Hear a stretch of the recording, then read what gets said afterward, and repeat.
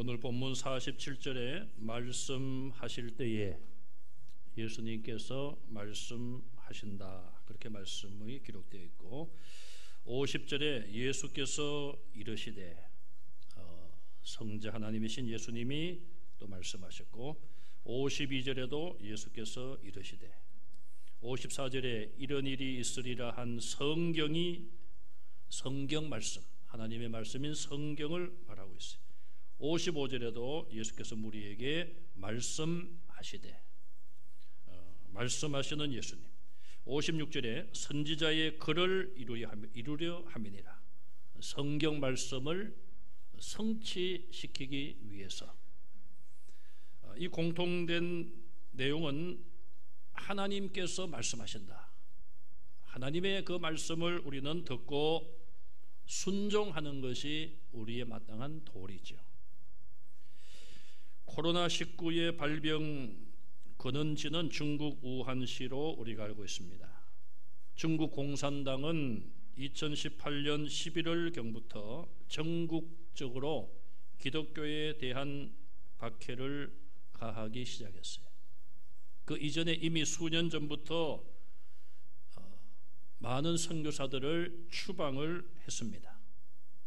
선교사님들이 가장 두려워하는 것이 추방당하는 거예요. 한번 추방당하면 그 나라 입국이 어려워져요. 왜 추방당하는 걸 어려워하고 무서워합니까? 하나님이 주신 선교의 사명을 깨닫고 그곳에 가서, 그 나라에 가서 선교하기 위하여 수년 동안 기도하고 언어를 배우고 준비해 왔는데, 그 모든 것들을 할 수 없게 되니까 추방당하는 것을 굉장히 두려워하고 염려하는 것이죠. 2018년 11월경부터 우한시에서 어떤 일이 있었는가? 공산당에서 포크레인을 동원하여 교회를 철거하고 교회 종탑과 십자가를 불태우고, 외국 선교사들이 아니라 자기 나라의 교회 지도자들을 감옥에 가두고 성경을 모아서 불태우고, 예배당 안에 CCTV를 설치하며 감시했습니다. 심지어 예배당 안에 시진핑의 초상화까지 걸게 했다고 합니다. 1년이 지나서 작년 11월경부터 우한 폐렴이 발병하기 시작했습니다. 그때만 해도 우한에서 발생했기 때문에 우한 폐렴으로 불렸죠. 그 병에 감염되어 첫 번째 죽은 사람이 교회 철거에 앞장선 교회 철거반 반장으로 알려져 있습니다. 이런 일들은 우연이 아니라 세상 권력이, 인간의 권력이 하나님의 권위에 주님의 몸인 교회와 성도들을 박해하는 일이 얼마나 죄악이며 무서운 일인지를 우리에게 교훈해주고 있습니다. 공산당이 중국에 세워지기 전에 약 2000년간 중국 왕조를 통계적으로 보면 평균 왕조 수명이 70년이라고 합니다. 1949년 세워진 공산당 정권이 이제 71년째를 맞이했습니다. 평균치로 따지면 공산당이 무너질 때가 된 것이죠. 그러나 그것은 아무도 알 수가 없습니다. 그런데 여러분들이 아시는 것처럼 몇 년 전부터 중국의 시진핑은 자기 우상화에 착수를 하고 있습니다. 북한에게서 배워서 인간의 지도자 시진핑을 찬양하는 노래를 만들게 하고 장기 집권을 계획하고 있습니다. 일본 아베 정권도 마찬가지입니다. 물론 국민들을 잘 섬기고 그 나라 국민들이 다수가 원하여 그런 정말 좋은 지도자가 오랫동안 법안에서 통치하는 것은 그 나라의 유익이 되고 이웃 나라에게도 유익이 될 것입니다. 그러나 자기 교만에 빠지고 자기의 어떤 욕망에 사로잡혀서 심지어 하나님을 대적하는 그런 자리까지 나아가는 자에 대해서 하나님은 그냥 두시지 않으십니다. 역사가 그것을 우리에게 가르쳐주고 있고 우리가 하나님의 말씀으로 믿고 있는 성경의 수많은 사건들이 그것을 우리에게 보여주고 있어요. 하나님의 선민인 이스라엘, 북쪽 이스라엘과 남쪽 유다도 아수르와 바벨론 나라, 하나님을 믿지 않는 이방 나라에 의해서 나라가 망했어요. 나라가 망한 이유는 크게 두 가지라고 제가 늘 강조해서 말씀드립니다. 첫째는 우상 숭배, 하나님의 말씀을 순종하지 않은 것이죠. 오늘 본문에 예수님이 계속 말씀하시고 성경, 선지자의 글을 이루어야 한다. 하나님의 말씀에 대해서 우리는 절대적으로 순종하고 믿음을 가지고 따라야 되지 않겠어요? 제1계명이 무엇입니까? 나 외에 다른 신을 내게 두지 말라. 2계명, 우상을 만들지 말고 절하지 말라. 그래서 우리는 사람에 대해서도 절을 하는 것이 존경의 표현이에요. 자녀가 부모에게, 우리가 설날이 되면 세배를 하지 않습니까? 손 아래 사람이 손 위 분에게 절을 하면서 살아계신 분에게 예의를 갖추는 거예요.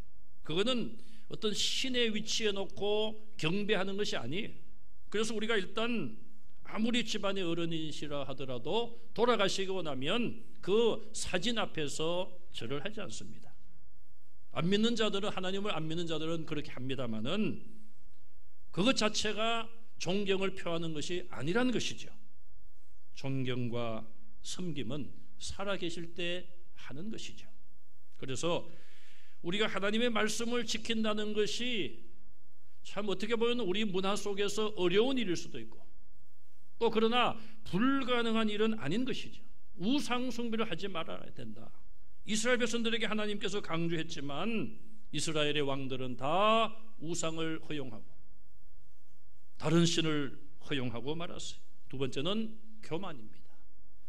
왕들이 처음에는 겸손했다가 나중에 왕이 되어 자기 마음대로 모든 것을 하다 보니 교만해져서 제사장이 할 일을 자기가 하려고 나서고 자기 분수를 잊어버린 것이죠. 하나님께서는 그렇게 지금까지 모든 것을 주관해 오시고 우상 숭배와 교만에 대해서는 반드시 심판해 오셨습니다. 오늘도 마찬가지입니다. 변함없는 하나님은 오늘도 변함없는 하나님의 법과 하나님의 잣대, 하나님의 기준을 가지고 우리 개인과 나라와 이 세계를 통치하고 계십니다. 하나님 외에 다른 우상, 다른 신, 이단을 섬기면 망할 수밖에 없어요. 더군다나 하나님과 맞서 보려는 교만, 교회의 지도자들이나 성도들을 자기들의 힘으로 통제하고 압박하려고 하는 시도, 이것은 스스로 멸망을 자초하는 것입니다. 중국의 지도자들이나 일본의 지도자들이 이런 자기 우상화와 교만에 빠져서 장기 집권을 구상하던 중에 하나님께서 어떻게 일하실 것인가, 어떻게 일하고 계시는가, 우리는 기도하며 하나님이 하시는 일을 찾아봐야 합니다. 시대가 바뀌어도 이 법칙은 변하지 않습니다. 우상 숭배와 교만은 멸망으로 가는 지름길입니다. 우리는 이런 사태를 보면서 우리 자신들이 더욱 겸손하게 하나님의 말씀 앞에 순종하고 성경 말씀대로 우리의 삶이 이루어지도록 더욱 믿음을 견고히 하는 성도들이 되시기를 바랍니다. 또 우리가 몸담고 있는 이 땅의 정치 지도자들, 각계각층의 지도자들이 더 이상 교만해지지 않고 겸손해지도록, 뉴스를 통해서 여러분들 들었습니다마는 겸손해지겠다 그런 이야기를 했어요. 누가 했든지 간에 정말 그들이 말로만이 아니라 정말 겸손해져서 하나님을 두려워하는 마음을 가질 수 있도록, 그리고 우리가 이런 어려운 상황을 위해서 힘써 기도하여 하나님의 도우심으로 하나님이 용서하시고 하나님이 치료하시도록 기도에 힘쓰고 평화롭고 자유롭게 하나님을 예배로 드릴 수 있도록, 예배의 회복이 될 수 있도록 기도하는 성도들이 되시기를 간절히 바랍니다. 우리 기독교는 하나님께서 우리에게 찾아오시고 말씀하시는 그런 특징이 있습니다. 하나님이 죄인인 우리를 하나의 인격체로 존중하시는 거예요. 뭐 우리가 근래에 인격이다, 인권이다, 뭐 그런 걸 많이 강조합니다만은 하나님과 우리는 격이 다르지 않습니까? 하나님은 창조주요, 우리는 피조물이에요. 우리는 다 죄인이고 의인이 한 사람도 없습니다. 그럼에도 불구하고 하나님께서 우리를 포기하시지 않아요. 아담과 하와가 타락하고 선악과를 따먹었을 때에, 나무 뒤에 숨어서 벌벌 떨고 있을 때에 아담과 하와가 하나님, 우리가 죄를 지었습니다, 우리를 좀 살려주세요 하신 것이 아니라 하나님이 먼저 아담아 내가 어디 있느냐, 하나님께서 그들을 부르시고 그들을 찾아가시고 그들에게 말씀하신 분이에요. 수많은 사람 가운데 아브라함을 하나님께서 찾아가셔서 너는 고향을 떠나라, 내가 너로 큰 민족을 이루게 하리라, 내 이름을 창대케 하리라, 하나님의 백성으로 선택해 주셨어요. 또 이스라엘의 많은 역사 가운데 선지자를 보내시고 지도자를 통하여 하나님이 그 시대에 원하는 말씀을 자기 백성에게 전달하게 하셨어요.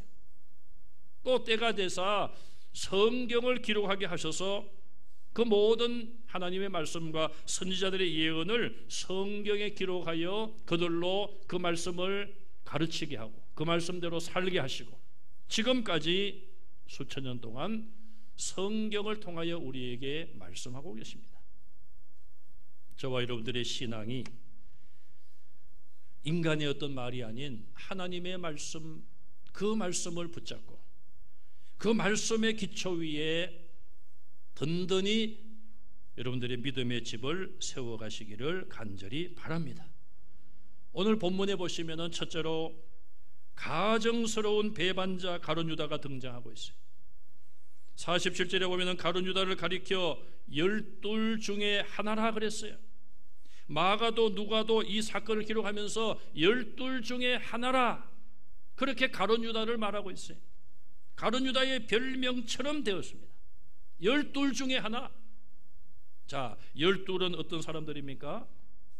예수님께서 기도하시고 선택한 영광스러운 예수님의 제자들이에요. 이들은 그대로 천국 가면은 하늘나라의 상이 큰 자들이 아니겠어요? 그런데 그 영광의 자리에 초대받고 선택받고 3년 동안 예수님께 훈련받은 가룟 유다가 12 중에 하나. 결국 이 말은 그렇게 영광스러운 12명의 자리에 초대받고 훈련받고 준비되었던 가룟 유다가 한순간의 실수와 육신의 돈에 눈이 멀어 사탄을 마음에 받아들임으로 예수님을 배반한 한 사람, 12 중에 예수님을 배반한 한 사람, 그것이 바로 12 중에 하나인 거예요.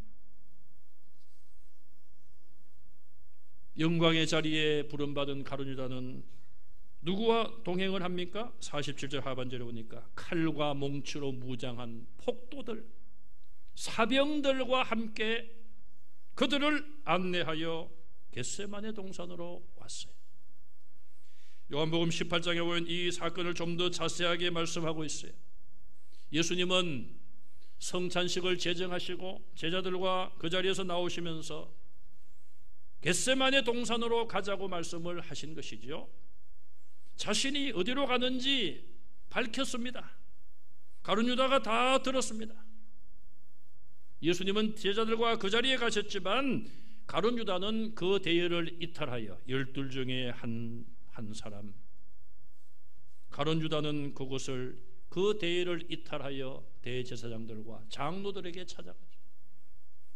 그들의 사병들을 이끌고 칼과 몽치로 무장된 그들을 이끌고 이미 알고 있는 겟세마네 동산에 예수님을 체포하러 갔습니다. 예수님은 자신이 어디로 가든지 숨기지 않고 다 밝혔어요.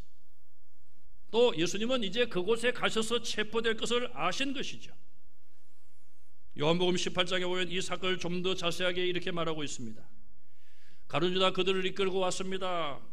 그들이 칼과 몽추로 무장하여 예수님이 있는 자리에 왔어요. 오늘 본문에 말씀하실 때에 그랬죠.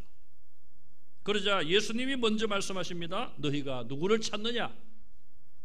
나사렛 예수라. 내가 그니라. 내가 예수다. 그러자 그 무리들이 물러났어요. 예수님이 물러나서 땅에 엎드려졌습니다. 죄인들이 하나님의 그 권위 앞에 두려움에 빠진 것이죠. 죄 없는 예수님 앞에 그들은 악한 마음을 가진 그들이 엎드린 것이죠. 다시 예수님이 묻습니다. 누구를 찾느냐? 나사렛 예수라. 내가 그라.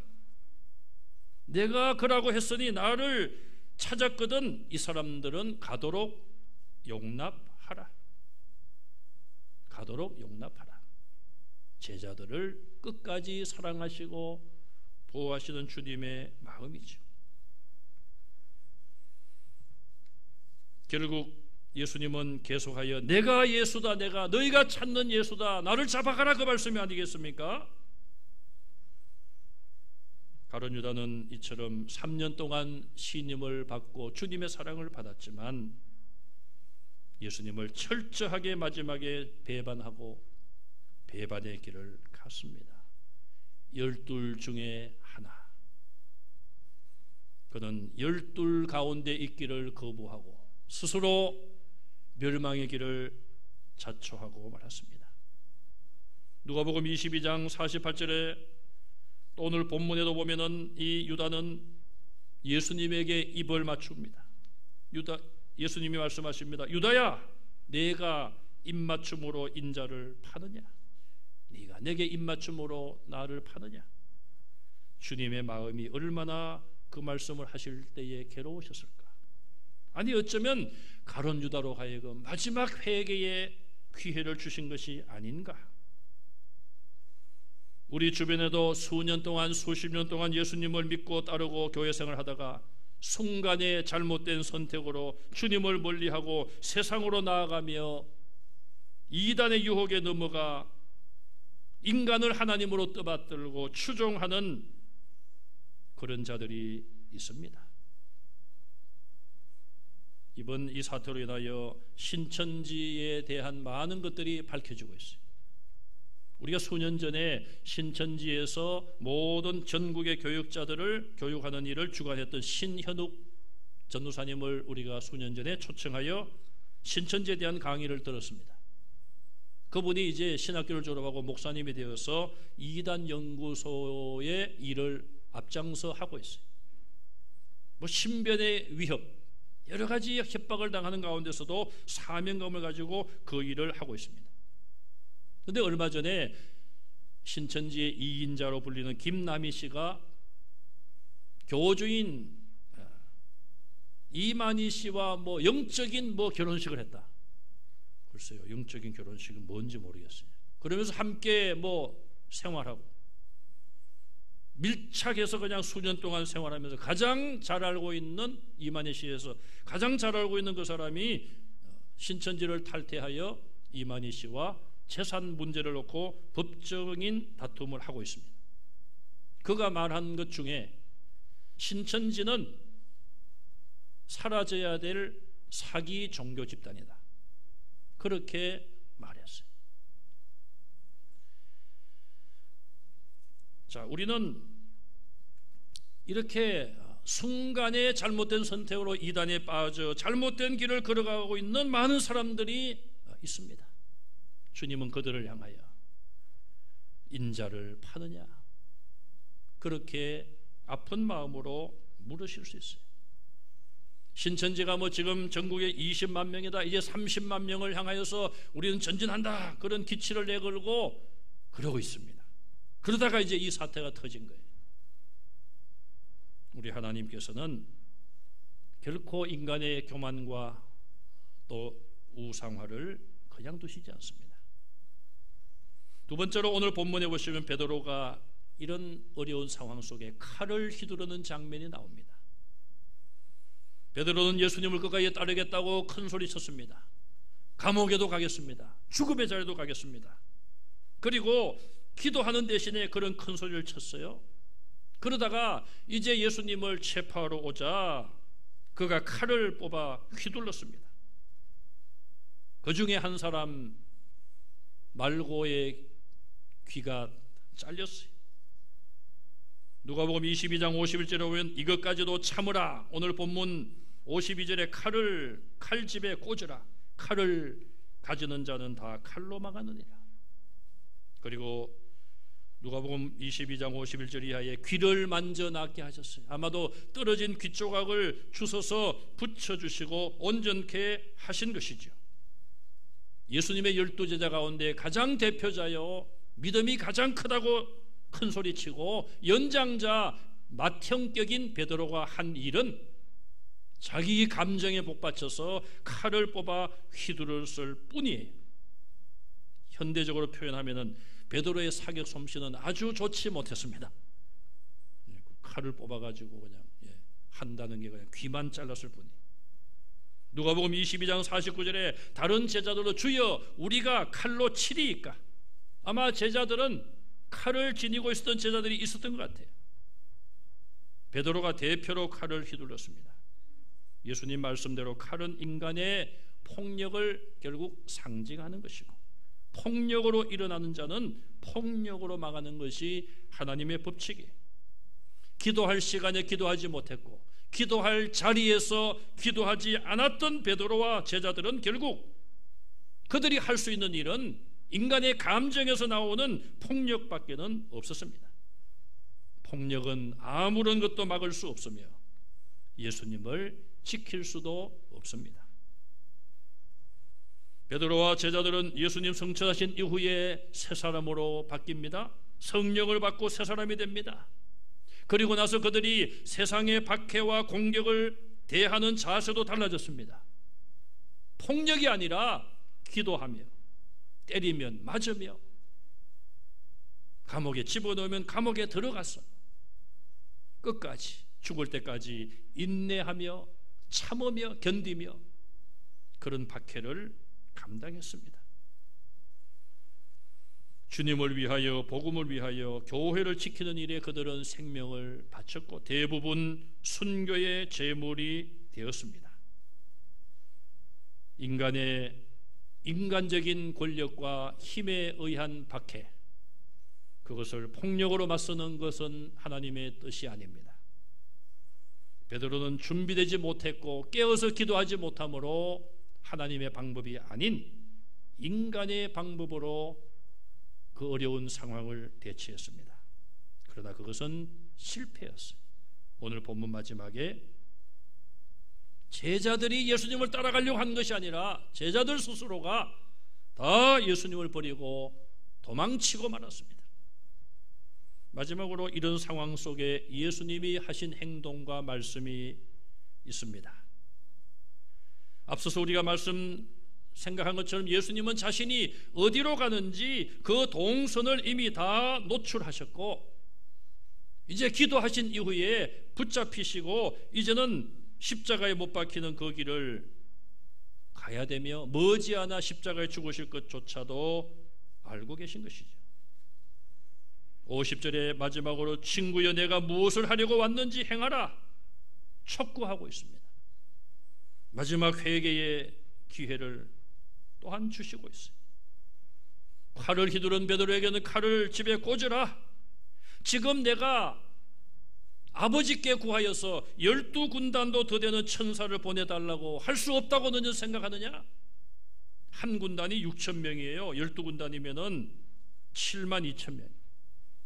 하늘의 천사들을, 수많은 천사들을 오게 하여 예수님을 잡으러 온 이 사람들을 물리치게 할 수 없겠느냐 내가? 만약에 내가 그렇게 한다면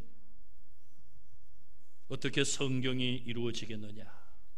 나는 성경이 성경에 기록된 대로 선지자들이 예고한 대로 나는 이 길을 가겠노라. 그렇게 예수님은 자신의 앞으로의 갈 길을 말씀하십니다. 선지자들의 글과 성경은 시편 22편, 이사야 53장, 스가랴 13장 7절 등등 여러 군데에 메시아가 당할 고난을 말씀한 거예요. 메시아가 와서, 하나님의 아들이 메시아가 와서 인간을 구원하기 위하여 그런 고난을 받으리라고 예언했는데 내가 이 길을 피한다면 그 말씀이 이루어지지 않는다는 것이죠. 그러므로 나는 십자가의 길, 고난의 길, 죽음의 길을 감으로 인하여 이 모든 하나님의 말씀을 다 이루겠다. 이것이 예수님의 말씀이며 결단이며 그런 마음으로 예수님은 그 길을 가신 것이죠. 오늘 우리는 얼마나 하나님의 말씀을 이루며 살아가고 있습니까? 하나님의 말씀을 얼마나 믿고 있습니까? 다니엘과 그의 세 친구들, 그 당시에 우상에게 절하지 아니하면 풀무불 속에 던짐을 받는 것 알고 있었어요. 인간의 권위였습니다. 그 권위 앞에 많은 사람들이 굴복하고 우상에게 절했습니다. 만약 우상에게 절하지 아니하면 풀무불 속에 던짐을 받게 되고 100% 죽는 거예요. 예외 없이 100% 죽는 거예요. 그런데 다니엘의 세 친구는 절하지 않고 평소보다 7배 뜨거운 풀무불 속에 던짐을 받았습니다. 그들은 말합니다. 하나님이 우리를 지키실 것이다. 하나님이 만약 그렇게 하지 아니하셔도 우리는 절할 수 없다. 100% 죽는 그 길을 갔습니다. 결과는 하나님께서 머리카락 하나도 거슬리지 않도록 지켜주셨어요. 다니엘이 기도하는 걸 멈추지 아니하면 사자굴 속에 던짐받는 걸 알고 있습니다. 사자굴 속에 던져지면 100% 죽는 거예요. 그러나 다니엘은 그런 것을 확률을 계산했겠습니까? 내가 100% 죽는다. 그냥 죽을 생각하고 기도 시간을 지킨 것이고 던져졌지만 하나님께서 그의 생명을 지켜주신 거예요. 여러분, 우리가 하나님의 말씀대로 살고 성경의 모든 것을 이루고 약속을 믿는다는 것이 무엇입니까? 성경에 기록된 그런 모든 하나님의 역사를 믿는 것 아니겠어요? 하나님, 나는 믿음이 아직 부족합니다. 나에게도 그런 믿음을 주십시오. 또 이런 일을 만났을 때도 여러분, 다른 사람에 대하여 뭐 이런 일 때문에 교회 예배 가지 않았느냐, 다른 사람의 믿음을 그렇게 우리가 판단할 것이 아니라 하나님, 우리에게 믿음을 주십시오. 속히 이런 질병이 물러가게 해주십시오. 그것이 우리가 할 일이에요. 참 어떻게 보면 우리 한국교회가 큰 위기입니다, 여러분. 빨리 이것이 진정되지 아니하면요, 더욱 확산되고 하면은 앞으로 정부에서 모든 교회 예배를 하지 말라고 결정할 수도 있어요. 우리는 하나님께 예배하는 것이 우리의 생명 아니에요? 하나님이 가장 기뻐하시는 영광을 돌리고 하나님을 찬양하는데 그걸 못하게 되어서 되겠습니까? 그래서 우리는 전능하신 하나님의 능력을 믿고 이런 심각성을 가지고 기도해야 되고, 우리의 삶 가운데 하나님의 말씀대로 살지 못하고 하나님의 말씀이 성경대로 믿지 못한 부분이 있다면 우리가 철저하게 회개해야 돼요. 이런 일을 통하여서 우리가 하나님의 도움만 구할 것이 아니라 먼저는 우리 자신들을 돌아보고 하나님의 말씀, 성경, 선지자의 글, 또 우리에게 주신 주님의 가르침, 이 말씀을 나는 얼마나 성취하며 살아왔는가, 순종하며 실천하며 살아왔는가. 그러지 못한 부분이 있다면 우리가 하나님 앞에 철저하게 회개해야 됩니다. 이번에 중국 우한에서 시작된 코로나19 바이러스를 맨 처음 세상에 알린 사람은 우한시의 의사인 리원양 박사예요. 닥터 리원양, 그는 끝내 죽었습니다. 젊은 나이 많은 환자들과 사투를 벌이다가 죽었어요. 그가 죽기 전에 이런 글을 썼습니다. 그는 그리스도인이었어요. 그는 공산 국가 속에서도 예수님을 믿는 그리스도인이었어요. 나는 영웅이 되고 싶지 않다. 나는 부모님이 있고 자녀가 있다. 곧 해산하려는 부인도 있고 많은 환자들도 있다. 비록 정직했어도 선함으로 돌려받지 못했지만 그가 정직하게 이 사실을 알리다가 정부 당국에게 체포를 당하기도 하고 협박을 당하기도 하고, 그런 일이 있었지 않습니까? 비록 길이 막막하지만 나는 이 길을 가야 한다. 억울함이 많지만 이 싸움이 끝나면 나는 눈물로 머나먼 하늘나라를 바라볼 것이다. 나는 영웅이 되고 싶지 않다. 하지만 의사가 된 나는 이 불분명한 바이러스가 내 동료들에게 전염되어 상처받는 것을 참아 볼 수 없다. 그들이 마지막 목숨만 남아있어도 생명의 희망을 품고 눈으로 자꾸 나를 쳐다보고 있다. 누가 알랴 내가 죽었다는 것을. 내 영혼은 분명 하늘에 있고 내가 흰색 침대를 보면서 내 육체는 침대에 누워있다. 여전히 내가 익숙한 얼굴이다. 하지만 내 부모님은 어디에 계신가? 내 사랑하는 아내는 어디에 있는가? 옛날 내가 그렇게 쫓아다녔던 아가씨였던 아내는 하늘에 한 줄의 빛이 있다. 빛의 끝은 사람들이 자주 들려주는 천국이다. 나는 거기 가고 싶지 않다. 나는 우한 나의 고향으로 가고 싶다. 그곳에 내가 새로 산 집이 있고 달마다 갚아야 할 대출금도 있다. 내가 어찌 미련이 없을까? 아들을 잃은 부모님은 얼마나 슬퍼할까? 남편을 잃은 아내는 미래의 황량함을 어떻게 직면할까? 분명히 나는 죽는다. 다른 사람들이 내 시체를 봉지에 담는 것을 보았다. 봉지 옆에 죽은 내 동료들도 나처럼 새벽에 화장을 당할 것이다. 안녕 내 가족들, 안녕 우한 내 고향. 코로나 바이러스가 지난 후에 누군가 여러분에게 이 사실을 전하고 싶었던 것을 기억하라. 그리하여 정직함을 배우라. 여러분, 참으로 이분이 그리스도인이었다는 것이 자랑스럽지 않습니까? 그런 박해 속에서도 이 사실을 알림으로 인하여 그래도 더 위험한 지경에 이르지 않고 이것이 알려지고 이렇게 된 것이 참 얼마나 참 이 한 사람의 믿음과 하나님의 말씀대로 살려고 정직하게 살려고 하는 그 마음, 아름다운 열매로 나타난 줄로 믿습니다. 나는 선한 싸움을 싸우고 나의 달려갈 길을 마치고 믿음을 지켰으니 이제 후로는 나를 위하여 의의 면류관이 예배되었으므로 디모데후서 4장 7절 말씀을 기록하고 이 글을 끝냈습니다. 닥터 이원양은 성도로서 고난을 무릅쓰고 이 질병에 대해서 처음 그는 알렸습니다. 그리고 많은 환자들을 돌보다가 자신도 감염되어 젊은 나이에 사랑하는 가족들을 두고 하나님 곁으로 갔습니다. 우리의 신앙, 우리의 믿음이라는 것이 무엇입니까? 내가 조금 위험하다고 그 자리를 피해버리고 우리의 당한 현실에 대하여 믿음으로 싸우지 못한다면 그것은 살아있는 믿음은 아닐 것입니다. 오늘 현재 내가 해야 될 일이 무엇인가? 우리 자신들을 돌아보시고 예수님께서도 이 땅에 오셔서 하나님의 말씀을 이루기 위해서 끝까지 십자가의 길을 가셨습니다.